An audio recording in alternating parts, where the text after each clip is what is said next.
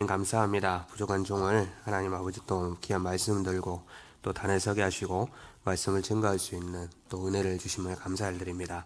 부족한 종이 말씀 전할 때 성령께서 부족한 종의 입술을 주장하여 주시고 마음과 생각을 정말 주장하여 주시사 하나님의 말씀만을 전하게 하시고 전하는 자나 듣는 자 모두가 함께 은혜 받는 귀한 시간 되게 하여 주옵소서. 예수님의 이름으로 기도합니다. 아멘. 본문이 좀 원래는 더 긴데요. 조금 원래는 35절부터 이렇게 봐야 됩니다. 그래서 좀 참고로 그렇게 들어주셨으면 좋겠습니다.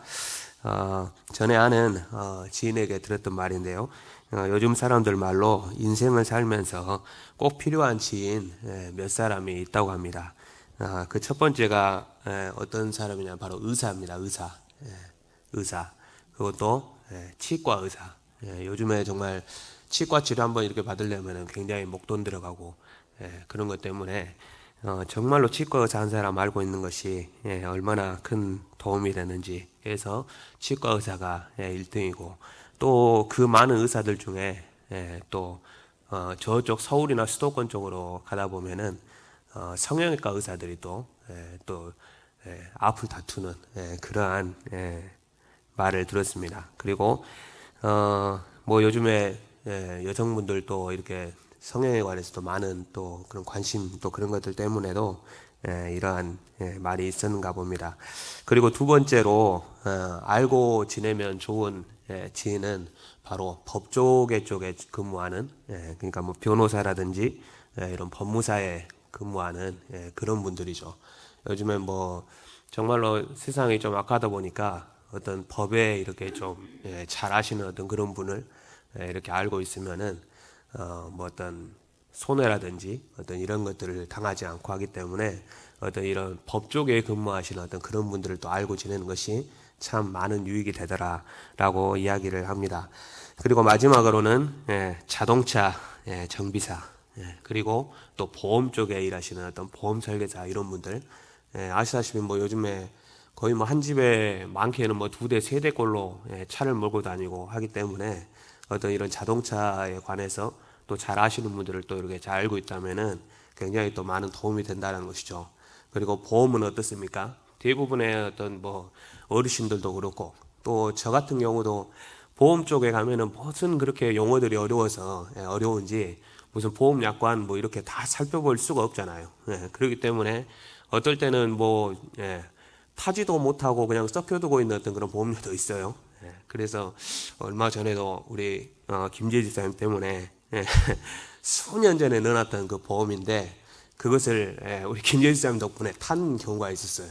타먹은 경우가 있었는데 참 그런 때 그때도 참 감사하더라고요. 요긴하게 참 또 하나님께서 그것을 통해서 채워주셔서 참 감사했는데 아무튼 사람이 삶을 살아가면서 사회생활을 해나가면서 필요한 이런 사람들 그런 사람들의 도움이 많이 또 필요로 하고 또 이런 사람을 알고 있으면 뭐 어려움을 만날 때나 또 급한 일을 만날 때 마음에 안심이 되고 또 그런 위로가 된다는 것이죠.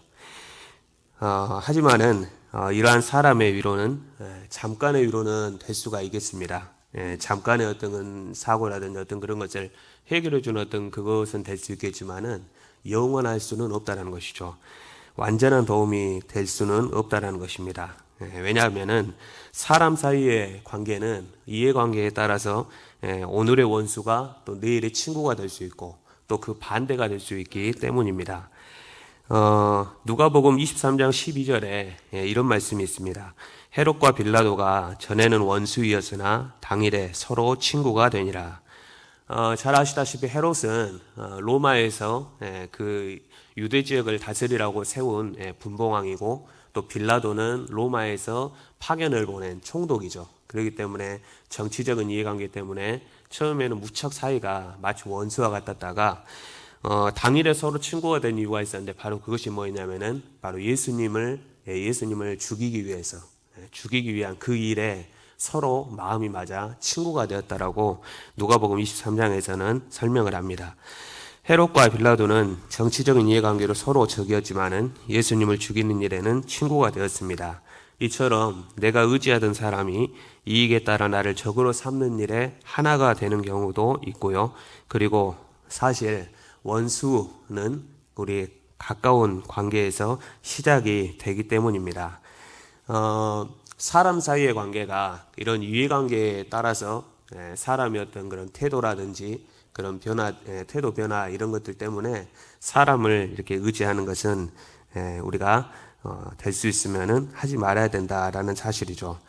원수와의 그런 관계, 원수의 관계는 가까운 관계에서 시작이 되는데요. 예를 들면은 지금 우리 대한민국과 일본과의 그런 관계가 대표적인 경우라고 할 수가 있겠습니다. 정말로 가까이기 때문에 어떤 일본의 옛날에 뭐 백제시대에는 건너가가지고 도움을 주기도 하고 또 일본을 통해서 뭐 도움을 받은 일도 있고 그렇지만은 결국에는 또 일본이 우리나라를 침략함으로 인해서 그러한 지금까지도 이렇게 풀지 못한 그런 응어리가 남아 있는데 가까이 있기 때문에 이러한 관계가 성립이 되었다는 것이죠. 반대급부로 뭐 우리나라가 어디 저 먼 아프리카 대륙에 있는 어떤 그런 나라와 뭐 원수질 일이 뭐가 있겠습니까? 멀리 있기 때문에 서로 별로 관심도 없다는 것이죠. 그렇지만은 이렇게 일본처럼 가까운 관계에서 사람 사이의 관계에 그런 원수의 그런 관계가 성립이 될 수 있다. 그렇기 때문에 사람을 통한 어떤 위로는 완전하지 못하다라는 것을 거듭 말씀을 드립니다. 오늘 누가복음 22장 35절의 말씀을 보시면은 내가 너희를 전대와 배낭과 신발도 없이 전도하러 보냈을 때에 부족한 것이 있더냐라고 예수님께서 제자들에게 묻는 장면이 나옵니다. 이 말씀에 대해서 부연 설명을 한다면은 예수님께서 전도를 위해 파송하신 사건이 두 가지가 나옵니다. 하나는 바로 누가복음 9장에서 12제자들을 세우시고 또 그 12제자들을 전도하러 파송하신 그 내용하고 또 누가복음 10장에 보시면은 70인의 전도대를 따로 예수님께서 세우셔가지고 그들을 또 이렇게 전도대로 파송하신 그 두 가지 사건이 나오게 됩니다. 동일하게 예수님께서 제자들을 보내실 때도 또 70인의 전도대를 파송하실 때도 돈이나 전대를 가지지 말고 식량을 가지지 말고 배낭을 가지지 말고 이런 식으로 예수님께서 당부 말씀을 하셨던 이런 것들이 공통적인 그런 내용이기 때문에 오늘 35절에서 예수님께서 물으신 그 질문에 비록 제자들 오늘 우리 본문에서 제자들의 대답은 그냥 간단 명료했지만은 누가복음 10장에 70인의 전도대들이 돌아와서 예수님 앞에 보인 그 반응이 제자들의 반응과 비슷하겠다. 이렇게 제자들도 반응했겠다 싶어서 한번 누가복음 10장 17절을 우리는 살펴보기를 원합니다.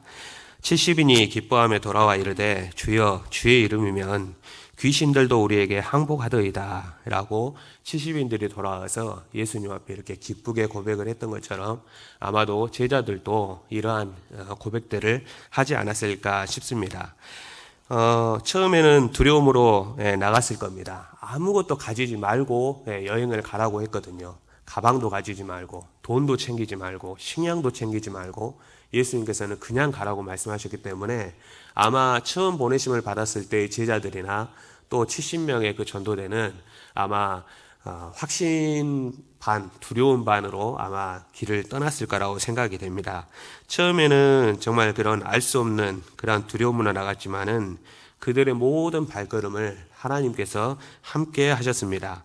예수님께서는 너희를 보냄이 어린 양을 이리 가운데로 보내는 것 같다고 하셨지만은 이리 때 가운데서 살아남았을 뿐 아니라 오히려 영적인 전쟁에서 승리를 하고 귀신들이 다 떠나가게 되는 예수 이름으로 귀신들이 항복하더이다 라는 그러한 놀라운 영적 체험을 가지고 승리함으로 돌아왔던 것입니다. 예수님과 함께한 승리를 이들이 경험을 했던 것입니다. 예수님의 말씀에 그대로 순종함으로 나아갔을 때에 하나님께서 그들을 책임져 주시는 그 놀라운 체험들을 하고 돌아왔다라는 것이죠. 그렇게 했을 때에 오늘 본문에서 오늘 본문에서 또한 너희에게 부족한 것이 있더냐, 35절 말씀에 부족한 것이 있었더냐라고 하는 예수님의 물음 앞에 제자들은 없었나이다 라고 간단 명료하게 대답을 한 것을 보게 됩니다. 요즘 사람들 참 여행 많이 다닙니다. 그리고 뭐 그중에는 여행을 좋아하시는 분들도 있을 건데요.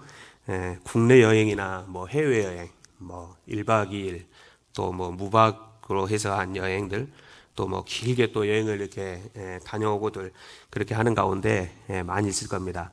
저도 이번 여름 휴가 때 처음으로 아마 일주일 이렇게 휴가를 받아가지고 여행을 갔다 왔던 것 같아요. 여기저기 이렇게 다녀오는데 정말 뭔 짐이 그렇게 많을까요? 세 식구밖에 안 되는데 정말로 제일 큰 캐리어 중에서 제일 큰 캐리어 있어요. 그 우리 나일이가 막 거기 들어가서 막 놀고 막 그러거든요. 근데 그 캐리어에 한 가득 싣고 또 작은 캐리어에도 한 가득 또 짐을 싸고 또 매는 가방으로 또 이렇게 짐을 싸고 그렇게 갔거든요. 그러니까 세 식구밖에 안 되는데도 짐이 굉장히 많더라고요. 그러니까 일주일 그렇게 하는데도 짐이 챙겨야 될 것들이 굉장히 많더라는 것이죠. 하다못해 뭐 가까이 여기 뭐 정원박람회만 이렇게 하루 갔다 오더라도 뭐 일주일 여행 가는 것처럼 뭐 가방을 싸거나 그럴 필요는 없겠지만은 그래도 돈은 그래도 가지고 가잖아요. 돈은 그래도 가지고 가는데 이 70인의 전도대 또 제자들을 예수님께서 보내실 때는 아무것도 가지지 말게 하셨거든요. 아무것도 없이 그냥 떠나게 하셨거든요. 그러니까 정말로 이러한 뭐 여행의 필수적인 어떤 돈주머니인 전대, 배낭, 또 여분의 어떤 그런 신발도 없는 그런 중에도 정말 이들이 부족함 없이 오히려 그 여행 가운데서 승리하고 돌아왔다라는 것이죠.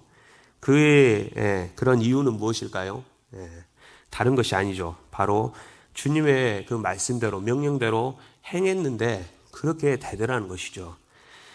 70인의 전도대가 가는 곳마다 또 제자들이 가는 곳마다 하나님께서는 이들보다 앞서 일하셨습니다. 그리고 필요한 것을 그때그때마다 채워주신 줄을 믿습니다. 그들 자신의 힘으로 한 것이 아무것도 없었다라는 것이죠. 결국에는 하나님께서 모든 일들을 주장하시고 해 나아가셨던 것을 우리는 보게 됩니다. 결국에는요, 하나님의 뜻과 방법은 항상 옳습니다. 믿으시기 바랍니다. 하나님의 방법과 뜻은 항상 옳아요. 틀린 적이 한 번이 없어요. 제 살아온 인생을 돌아보건대도요, 한 번도 하나님께서는 틀린 적이 한 번도 없으세요. 신앙생활 하면서 정말로 하나님을 신뢰하기 힘들 때가 있습니다. 도대체 하나님의 뜻이 무엇인지 정말 믿음으로도 가늠하기 힘들 때가 많이 있습니다. 가깝게는요, 저는 예전 우리 최정희 집사님을 놓고 기도하면서도요, 가끔 그런 기도가 나와요. 도대체 하나님 뭐 어떤 뜻이 하나님이 계시길래 진짜 2년, 3년 이렇게 되는 시간까지 집사님을 저 상태로 그냥 놔두시는지 굉장히 원망하고 또 그런 기도를 할 때가 있거든요. 그러니까 정말 믿음으로도 하나님의 그 뜻을 가늠하기 힘들 때에 정말로 많이 힘듭니다. 사무엘상 2장 6절에 7절 말씀을 봉독해 드리겠습니다.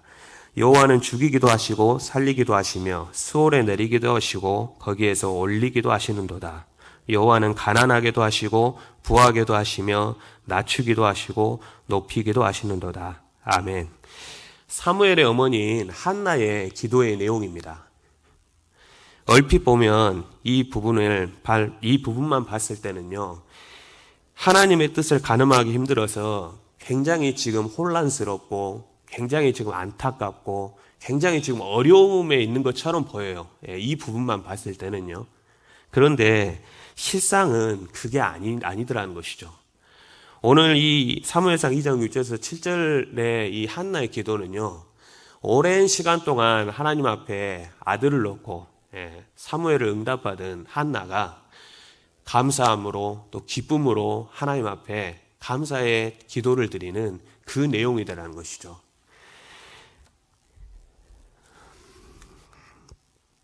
우리는 살아가면서 하나님께서 우리를 가난하게 하기보다는 부하게 해주셨으면 좋겠고, 또 낮추시기보다는 높여주셨으면 하는 것이 바로 아마 우리의 마음과 생각일 겁니다. 하지만은 하나님의 뜻과 방법은 그렇지 않을 때가 많습니다. 그러나 그 결과는 늘 하나님이 옳습니다. 하나님이 맞아요. 하나님의 뜻과 방법이 옳아요. 우리는 당시에는 그것을 잘 몰라요. 그래서 하나님을 원망하죠. 왜 내 생각대로, 내 뜻대로 안 해주시는지, 왜 내 기도에 내 뜻대로 응답해 주시지 않는지에 대해서 원망하고 할 때가 많습니다. 그렇지만 시간이 지나고 나면 그것을 또 깨달을 때가 많다라는 것이죠. 내 생각과 방법이 틀렸다는 것, 하나님의 뜻과 계획이 항상 옳았다라는 것을 말입니다. 오늘 정말 이게 뭐 하나님의 인도하심인가는 몰라도 제가 이 부분에 대해서 어떤 예로 들려고 했는데, 오늘 대표로 우리 기도하신 우리 박봉래 권사님 그래서 예전에 간증하신 내용이에요. 실제로 있었던 내용이고, 제가 아마 설교 중에도 아마 몇 번 또 이렇게 소개를 했던 걸로 압니다. 우리 권사님이 예전에 이 옆에 수영장에 다니실 때에 수영을 하고 나서 샤워장에서 이렇게 샤워를 하고 나오시다가 미끄러져갖고 팔이 부러지신 적이 있어요. 한동안 기부스를 하고 다니셨다는 것이죠. 근데 그 다음 주에 딸하고 같이 여행 계획이 잡혀 있었어요. 여행이 예정이 되어 있었다는 것이죠. 그것도 어디냐면 히말라야, 네팔 이쪽에 여행을 가려고. 권사님 그때 딸하고 이렇게 히말라야 등반하시려고 가신 거였죠. 참 대단하시잖아요. 어지간한 이렇게 그 산악인들이 하는 그 히말라야를 등정하시려고 딸하고 그것도 그것을 이렇게 예약을 해 놓으신 거예요. 근데 하필 그 여행 가기 그 한 주 전에 그 샤워장에서 미끄러져 가지고 넘어져가 팔이 부러져 가지고 결국에는 그 여행을 못 갔다라는 것이죠. 취소했다는 것이죠. 취소했다라는 거예요. 아쉬워도 어쩔 수 없이 여행은 못 가게 되었습니다. 근데요, 참 놀라운 것은 뭐냐면은 그 여행을 가기로 한 그 주에 어떤 일이 있었냐면은 실제로 그때 2014년에 히말라야 그 안나푸르나 거기를 등반하던 그 등반객들이 그 눈사태에 깔려가지고 한 70여 명 정도가 사망하거나 실종된 그런 일이 생겼었어요. 그러니까 뉴스에 보니까 한 29명 정도가 외국인 등반객들이고, 그 나머지 사람들은 현지에서 이제 그 등반을 도와주는 하이파라고 하는 그러한 직업의 그 사람들, 그런 사람들까지 해서 실종이 되거나, 그러니까 굉장히 많은 수가 그 눈 밑에 깔려가지고 아마 지금도 실종됐는데 못 찾고 있는 어떤 그러한 사람들이 있더라는 것이죠. 근데 알고 봤더니 우리 권사님이 딸과 함께 가기로 한 그곳이었던 거예요. 그곳에서 사고가 났던 거예요. 그 사고가 하나님이 막으신 거죠. 당시에는 정말 뭐 운이 없어서 하필 그 여행 딸하고 같이 그렇게 여행을 가려고 그 계획을 짜놓고 스케줄도 빼고 그렇게 수고해가지고 그 일정을 딱 잡아놨는데 갑작스럽게 그 샤워장에서 미끄러지는 바람에 팔이 부러져가지고 못 가게 된 그 상태, 그때 당시에는 굉장히 마음이 언짢고 불편했는데, 나중에 알고 보니까 하나님께서 우리 권사님과 우리 효진 씨를 살리려고 그렇게 해서 막으셨다라는 것이죠. 그러니까 하나님의 어떤 그런 계획하심과 이런 것은 정말 알 수가 없다라는 것이죠. 그럼에도 불구하고 하나님이 항상 옳더라는 거예요. 하나님이 항상 옳으신 분이라는 거예요. 당시에는 내 생각대로 되지 않아서 언짢고 또 하나님을 원망하지만, 결국 지나고 보면은 하나님이 맞다는 것과 그것이 결국 나를 위한 뜻임을 우리는 알게 된다는 것이죠. 한 치 앞도 어찌 될지 모르는 어리석기만 한 저와 여러분을 당신의 뜻과 계획하심대로 선한 길로 이끄시는, 그리고 깨닫게 하시는 하나님의 은혜를 풍성하게 누리시는 저와 여러분들 되셨으면 좋겠습니다. 이렇듯 하나님의 방법과 하나님의 뜻은 우리의 생각과는 절대 같을 수가 없고, 또 그러한 하나님의 뜻은 정말 늘 옳다라는 것, 이것을 늘 기억하시는 저와 여러분들 되시기를 바랍니다. 예수님께서는 이어서 제자들에게 또 다른 교훈을 하십니다. 22장 36절에 보시면은 이르시되 이제는 전대 있는 자는 가질 것이요 배낭도 그리하고 검 없는 자는 겉옷을 팔아 살지어다. 전도대를 파송할 때와는 정반대의 말씀을 하시더라는 것이죠. 전도대를 파송할 때, 제자를 파송할 때는 전대도 가지지 말고 배낭도 가지지 말고 신발도 가지지 말고 그냥 가라고 하셨어요. 근데 오늘 이제 제자들에게 교훈하실 때에는 이와 반대로 이제 전대에 있는 자는 가지고 또 배낭도 가지고, 그리고 검 없는 자는 겉옷을 팔아서라도 칼을 사라고 예수님께서 말씀하셨다는 것이죠. 이제는 지갑에 돈을 준비하고 미래를 위해 배낭에 필요한 것을 준비하고 심지어는 목숨을 위하여서 칼을 가지라고 예수님께서 말씀하셨는데, 없다면 겉옷을 팔아서라도 칼을 준비하라는 이 이유를 37절에 이렇게 말씀하시죠. 내가 너희에게 말하노니 기록된 바 그는 불법자의 동료로 여김을 받았다 한 말이 내게 이루어져야 하리니 내게 관한 일이 이루어져 가미니라 라고 말씀하십니다. 그러니까 이제 잠깐 후에 겟세마네 동산에서 로마 병사들에게 잡히시게 될 것을 예수님께서 지금 말씀하고 계시는 그 말씀인데, 제자들은 전혀 이해를 못하더라는 것이죠. 예수님께서 칼을 준비하라 하니까 제자들은 이제 때가 왔구나. 예수님께서 이제 이 예루살렘을 당신의 힘으로 회복시킬 때가 이제 왔구나 라고 생각을 했더라는 것이죠. 그래서 예수님께서 칼을 준비하라니까 여기 두 자루 있습니다 라고 그렇게 단순하게 대답을 했더라는 것이죠. 예수님의 말씀은 방금도 말씀드렸지만은 겟세마네 동산에서 불법자처럼 잡히시게 될 것을 이야기하신 것입니다. 36절에 우리가 보았던 말씀은 어떤 세상의 방법을 취하라는 것이 절대 아닙니다. 바로 우리의 헌신을 요구하시는 그런 내용의 말씀입니다. 사람들이 전도대로 파송되었을 때에 모든 것을 하나님께서 공급해 주셨습니다. 그러나 이제는 우리의 것으로도 하나님의 뜻을 이루기 위해서 드릴 수 있어야 됨을 예수님께서 말씀하신 것이죠. 세상의 것에 치중하는 것이 아니라 하나님이 필요로 하시는 것, 곧 우리가 하나님께 드리는 우리의 헌신을 통해서 하나님의 뜻과 계획을 이루어 가시리라는 그런 말씀인 것입니다. 제자들은 예수님께서 하신 말씀을 이해하지 못했습니다. 겟세마네 동산에서 기도하신 후에 예수님을 잡기 위해서 로마의 군병들과 사람들이 들이닥쳤습니다. 검과 몽치를 들고 횃불을 들고 예수님을 잡으러 왔습니다. 그때 제자들은 이제 예수님이 이제는 검을 가지라는 말씀이 이 말인 줄 알고 주여 우리가 칼로 치리이까 하고 49절에서 예수님 앞에 물었다는 것이죠. 그리고 그 말을 하면서 그 중에 한 사람이 대제사장의 종을 쳐 그 오른쪽 귀를 떨어뜨린지라 라고 성경은 말씀합니다. 그들은 예수님과 함께 예루살렘을 칼로써 회복하려고 잘못 생각하고 있었던 것입니다. 이제 군인들을 치고 나면 예루살렘을 예수님이 접수하실 줄 알았어요. 그리고 예수님이 왕이 되실 줄 알았고, 또 예수님이 왕이 되면 이제 예수님을 3년 동안 따라다닌 우리들은 어떤 큰 자리 하나 차지하겠지라는 그런 부푼 꿈을 앓고 있었다는 것이죠. 그렇지만 그것은 완전한 자신들의 착각이었습니다. 예루살렘의 회복이 이처럼 무력으로 또 세상적인 방법으로 이루어질 거라고 그들은 착각한 것입니다. 예수님께서 이렇게 말씀하셨습니다. 오늘 본문인 누가복음에서는 나와 있지는 않지만은 마태복음 26장 52절에 이에 예수께서 이르시되 네 칼을 도로 칼집에 꽂으라. 칼을 가지는 자는 다 칼로 망하느니라 라고 말씀하셨습니다.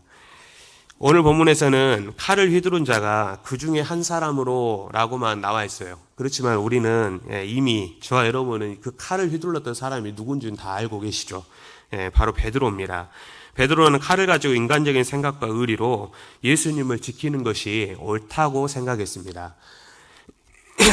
그렇지만 무력이면 예수님도 충분히 하실 수가 있었다는 것이죠. 마태복음 26장 53절에 내가 내 아버지께 구하여 지금 12군단 더 되는 천사를 보내시게 할 수 없는 줄로 아느냐. 로마 군병도 수만 명이 예수님을 잡으러 와도 당장 그들을 멸하실 수 있는 능력이 우리 예수님께는 있습니다. 그러나 하나님의 뜻이 그것이 아니기 때문에 예수님은 그리하지 않은 것입니다. 베드로는요, 자신의 힘으로 끝까지 주님을 따르려고 했던 사람입니다. 그런 열심이 있었어요. 정말로 빈말이 아니라 예수님께서 정말 베드로를 걱정하시면서 말을 했을 때에 베드로가 그 혈기를 이기지 못하고 내가 예수님과 함께 오게도 갇히고 내가 죽음의 자리에 내가 가겠노라고 그렇게 말을 했거든요. 누가복음 22장 33절에 예수님께서 베드로를 걱정하여 말씀하실 때에 베드로가 이렇게 대답합니다. 그가 말하되 주여 내가 주와 함께 오게도 죽는 데에도 가기를 각오하였나이다. 대단한 각오입니다. 아무나 이런 말을 할 수 있는 게 아니죠. 실제로 또 베드로는 그냥 이 말을 그냥 빈말로 하지 않았다라는 것이죠. 실제 이런 각오로 그 많은 군병들 앞에서 다른 제자들은 벌벌 떨고 있을 때에 베드로는 칼을 뺐어요. 칼을 빼고 예수님을 지키려고 휘둘렀다는 것이죠. 그럴 정도로 베드로는 예수님을 지키고자 자기가 한 말을 실천하고자 노력했던 그런 사람인 것이죠. 예수님을 지키고자 한 선한 뜻이 어찌 보면 베드로로 하여금 그렇게 칼을 휘두르게 했는지도 모릅니다. 그러나 그것이 하나님의 방법과 뜻은 아니었던 것입니다. 베드로의 선한 의도는 분명 좋은 것이었지만은 그것이 하나님의 뜻은 아니었다라는 거예요. 우리도 마찬가지입니다. 때때로 우리 자신의 어떤 정의나 또는 공동체 안에서 다수의 정의가 마치 하나님의 뜻인 것처럼 여겨질 때가 많더라는 것이죠. 그로 기인된 계획들을 실천해 가면서 발생되어지는 다툼이나 마찰과 또 소수의 희생 등을 대수롭지 않게 여기고 넘어갈 때가 너무나도 많이 있다는 것이죠.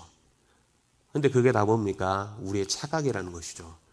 그것이 마치 하나님의 뜻인 양, 다수의 어떤 그런 의견이 하나님의 뜻인 마냥 그렇게 착각하고 갈 때가 많더라는 것이죠.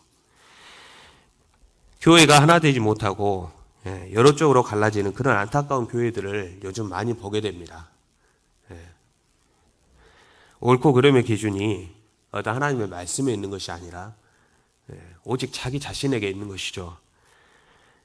그렇기 때문에 다 자기 자신의 기준만을 내세우기 때문에 교회가 여러 갈래로 나눠질 수밖에 없는, 그래서 교회가 나누어지게 되는 그런 안타까운 현실을 우리가 보면서 바라기는 저와 여러분들도 나 자신의 기준이나 또 다수의 어떤 그런 정의가 하나님의 뜻보다 앞서지 않기를 바랍니다. 적어도 우리 가곡교회는 정말로 이러한 것이 기준이 되는 것이 아니라 오직 변하지 않는 진리에 대신 하나님의 말씀이 기준이 되어서 그 하나님의 뜻을 하나님의 말씀에서 찾는, 그래야 그것을 향해서 쫓아가는 우리 가곡교회가 되었으면 좋겠습니다. 예수님께서 잡히실 때에 그 용기 백배하던 베드로도 결국 도망하였습니다. 사람들이 예수님을 대제사장으로 끌고 들어갈 때도 예수님을 멀찍이 따라간 베드로를 우리는 봅니다. 그리고 어떤 상황인지 멀찍이서 다른 사람들과 불을 쬐고 있었던 베드로를 우리는 봅니다. 제사장의 집에서 일하는 한 여종이 베드로의 얼굴을 보더니 이 사람도 그와 함께 있었다고 사람들에게 알렸습니다. 그때 베드로는 내가 그를 알지 못하노라 하면서 부인했습니다. 주님을 위해 오게도 죽는데도 따라갈 것이라는 그 호기롭던 각오는 온데간데 없었습니다. 또 다른 사람이 너도 그와 함께한 도당이라고 또 말했을 때에 또 아니라고 부인했습니다. 한 사람이 장담하면서 네가 쓰는 말씨를 보니 그 갈릴리 말씨를 쓰는 것을 보니 틀림없이 예수와 같은 도당이라고 합니다. 베드로는 그때에 예수님을 저주까지 하면서 부인합니다. 그때에 예수님의 말씀처럼 닭이 울었고 또 예수님께서 안타까운 눈으로 베드로를 바라봤을 때에 베드로는 예수님의 말씀이 생각나서 밖에 나가서 심히 통곡했다고 성경은 말합니다. 베드로는 결국 예수님의 말씀대로 무너졌습니다. 예수님을 3번 부인한 것입니다. 인간적인 열정과 기질은 하나님의 말씀 앞에 다 무너지게 되어 있습니다. 베드로는 깨달았습니다. 아마 깨달았을 것입니다. 자신의 연약함과 무지함, 정말 예수님께서 자신을 걱정하는 그 말씀에 정말 욱해가지고 내가 예수님 다른 제자들은 몰라도 나는 예수님이 옥에 갇히시던 예수님의 죽는 자리건 나는 따라가겠습니다 라고 했지만은 현실에 자신이 예수님을 저주까지 하면서 예수님의 말씀대로 3번 부인했을 때에 자신의 연약함과 그리고 무지함 그리고 예수님의 그 말씀 앞에 교만하게 행했던 것들을 깨달았던 것이죠. 그렇기 때문에 정말 예수님의 말씀이 생각나서 심히 통곡했는지도 모릅니다. 하나님의 말씀 앞에 담대하게 바로 설 자는 아무도 없습니다. 항상 우리는 하나님의 말씀 앞에 겸손하게 서야 될 줄 믿습니다. 하나님의 뜻과 방법을 먼저 말씀을 통해 구하고 이를 실천하는 것이 바로 우리의 바른 자세인 줄을 믿습니다. 오늘 말씀을 맺습니다. 우리가 세상을 살아가면서 또 우리가 신앙생활을 해 나아가면서 우리는 우리 자신의 지혜가 아무리 뛰어나고 우리가 아무리 지식이 많고 또 경험이 많고 해도 결국엔 하나님의 뜻과 방법이 항상 옳은 줄을 믿으시기를 바랍니다. 그렇기 때문에 교회 공동체 안에서도 어떤 개인의 정의나 다수의 정의가 절대 기준이 될 수 없고 또 그러한 기준에 의한 방법으로 이루어진 모든 일은 하나님 앞에서 옳지 못하고 실패를 거듭할 수밖에 없다라는 것을 믿으시기를 바랍니다. 그래서 항상 하나님의 거룩하신 말씀 앞에서 겸손히 하나님의 뜻과 방법을 구하고 살아가시는 저와 여러분들 되시기를 바랍니다. 아무리 좋은 사람 그리고 능력 있는 사람이라도 사람을 의지하지 않고 하나님만 바라보시기를 바랍니다. 마지막으로 시편 기자 146편 3절에 시편 기자의 말씀을 한번 보도록 하겠습니다. 귀인들을 의지하지 말며 도울 힘이 없는 인생도 의지하지 말지니 그의 호흡이 끊어지면 흙으로 돌아가서 그날에 그의 생각이 소멸하리로다. 야곱의 하나님을 자기의 도움으로 삼으며 여호와 자기 하나님에게 자기의 소망을 두는 자는 복이 있도다. 아멘. 시편 말씀처럼 하나님을 도움 삼으시며 하나님께 소망을 두는 복된 자들 되시기를 주의 이름으로 부탁드립니다. 기도하겠습니다.